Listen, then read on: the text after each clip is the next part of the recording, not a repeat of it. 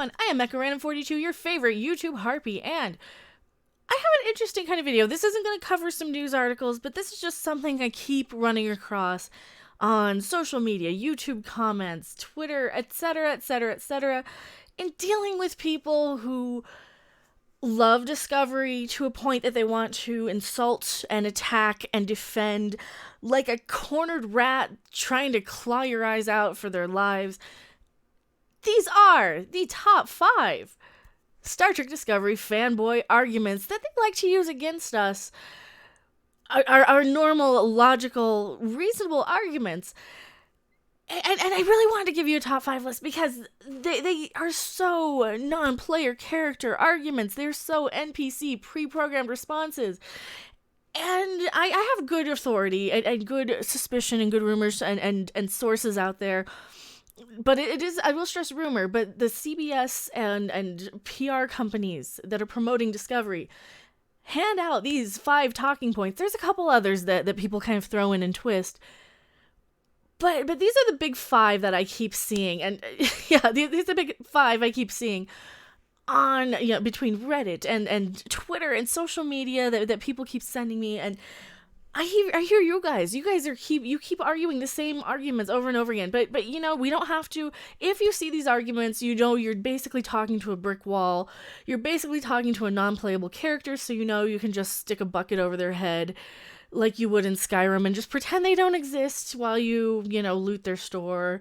Don't steal from these people in real life. I'm just saying, like, these are the type of people I would just kind of plow over in Red Dead Redemption 2 on Mr. Horseyface, because they don't matter. Their thoughts and opinions don't matter until they can form an intelligent opinion of their own and not recite these 5 things. I'm not going to deal with them on Twitter.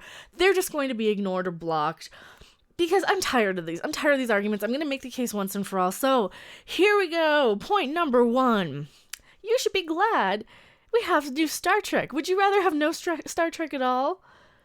Yeah, I kind of would. I mean, it's not like the series is going to go away. It's not like I don't still have piles of DVDs back there. And I'm still unpacking. I'm still in the process of moving. You can't see, all of my, all the Migos. I got the Mirror Universe Migos. I've got all the DVDs. I've got so much crap. I got a Star Trek Bat'leth handbag down there, on the floor next to me. I've got the Gorn right there. You probably can't see it right there. Star Trek won't go away. It's in our memories. It's in our lives. It's on TV. It's on, I think Netflix or Hulu. It's on one of those. You can still watch Star Trek. It won't go away. And I'd rather not have bad Star Trek tarnishing my memories and making me not even want to have all this stuff. Because in case you guys had noticed, I collect shit. I have a lot of stuff. I like to collect things. And if we don't have bad Star Trek, I'm not going to want to get rid of all my collection of Star Trek. That's just it. Having bad Star Trek tarnishes the brand. It's heartbreaking. You get attached to this stuff. And to come in and dread watching the new one because it's just so bad and so not Star Trek anymore. Yeah, it'd be better. It'd be a lot better. So, and I love using Tom's analogy from Midnight's Edge. He says, okay, well, the people were complaining, you don't hear people complaining that they got rid of the McLean, that McDonald's would go away, because no, it's not going to. And this is kind of the McLean. This is the Arch Deluxe, the McLean, whatever you have it, however you want to interpret it. If you get rid of this one sandwich off the menu, you still have McDonald's. You still have McDonald's, which is Star Trek in this case. So, stupid argument. Let's get that one away. Now, point number 2. Star Trek needed to evolve to be relevant today. No, it really didn't. You can still do dark and edgy and have good relevant stuff and social commentary and even a liberal progressive message, because Star Trek was kind of always progressive anyway. You could still have that. You just need intelligent writers. The whole shaky cam, strapping the camera to all the upside down shots, redesigning everything, making it dark and edgy, making it a soap opera in space instead of about space exploration and finding peaceful solutions. No, it doesn't need to evolve into that. You can still, in this day and age, I know, give an optimistic, hopeful look of the future to be relevant today. Star Trek will always be relevant because it's a futuristic, a hopeful, or at least it used to be, a hopeful, optimistic look at the future. It's science fiction. It will always be relevant. You don't need it to be edgy to be relevant today. So that's that's kind of a stupid argument. Let's get rid of that one. Point number 3. If you don't like Star Trek Discovery, it's because you're a racist or a misogynist.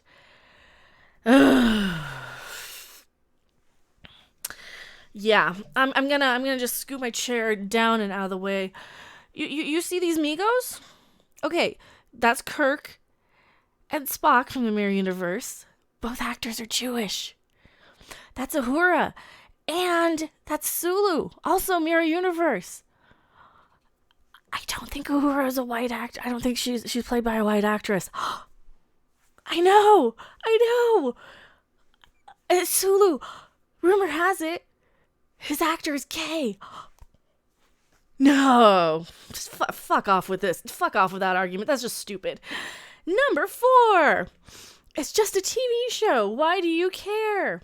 Well, A, why do you care enough to find us and harass us and attack us and tell and try and prove that we're wrong and try and rub it in our nose that Star Trek sucks now if it's just a TV show? And you know what? I can answer for my perspective. I care because it is part of my cultural heritage.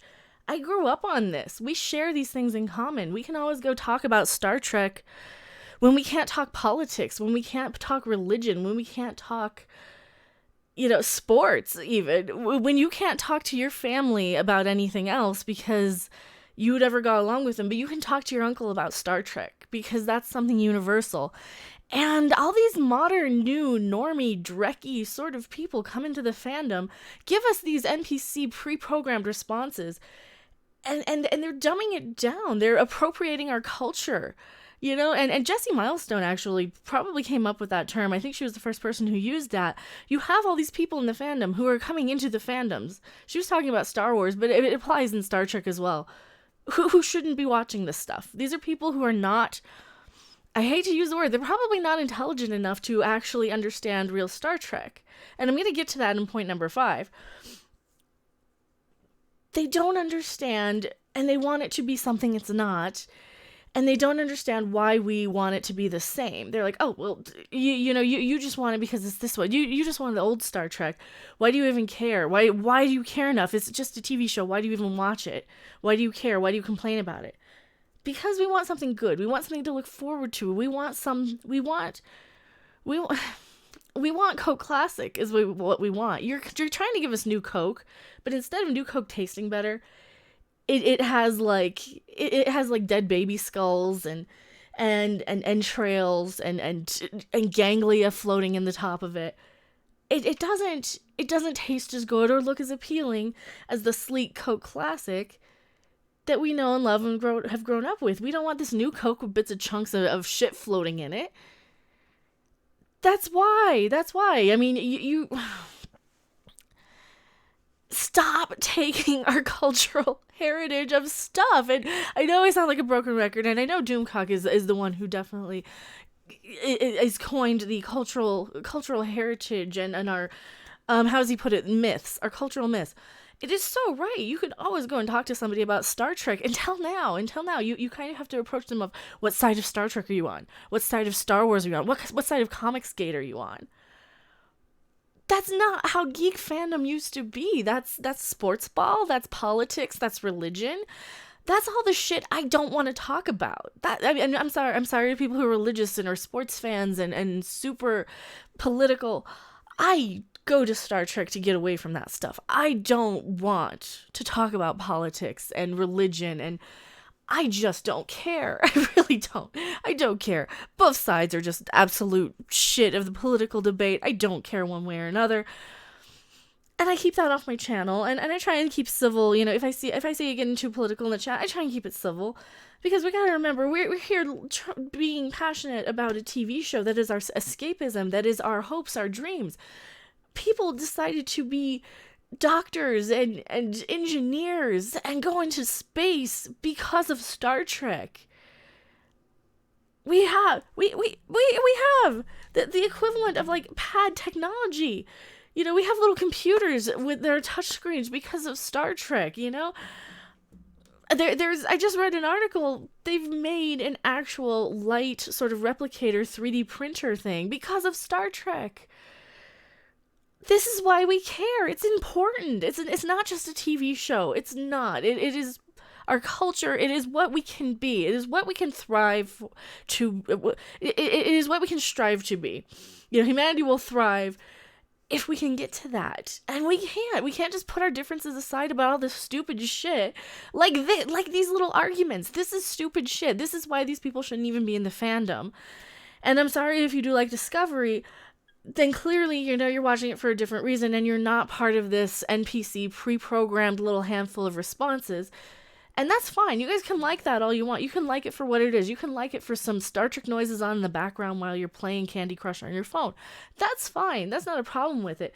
My problem is when the new people come in and go out of their way to stalk my channel, come to us. I don't go to anybody's channel who likes Discovery because I don't fucking care. I don't care. I seriously don't.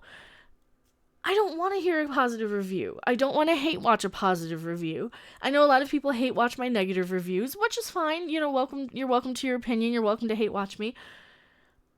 I'm not going to go to your channel and stalk you and yell at you for hate watching me, though. And that's kind of the attitude and the mentality of the NPC Discovery fanboys that you can't even tell apart from the shills. The shills, like, sometimes will have a really good form letter, but the NPC ones just kind of keep repeating it, so you don't even know who you're dealing with. You don't know, okay, are you a paid employee or are you just an idiot? And if I see these type of things, I'm just going to assume you're one or the other or both, and I'm not even going to deal with you. So yes, that's why I care. That is why I care. I want to get off. I want to get our plan together. I want to explore space.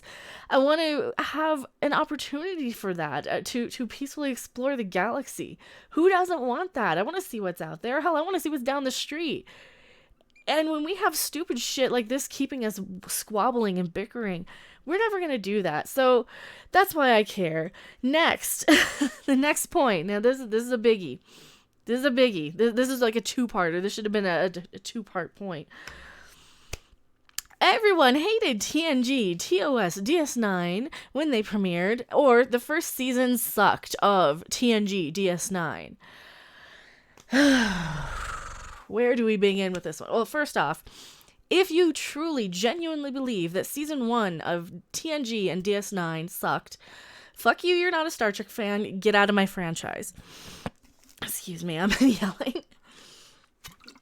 Second, if you don't like TOS, you might not be a Star Trek fan, get out of my franchise, go find something more to your liking, go watch Twilight or Harry Potter.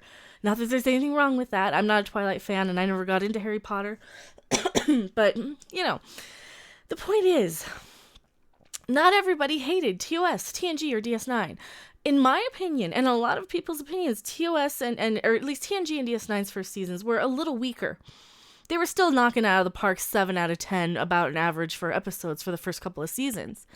They were still really good. I never once said fuck you to season 1 of TNG or DS9 to the screen. I just say that all the time on Discovery.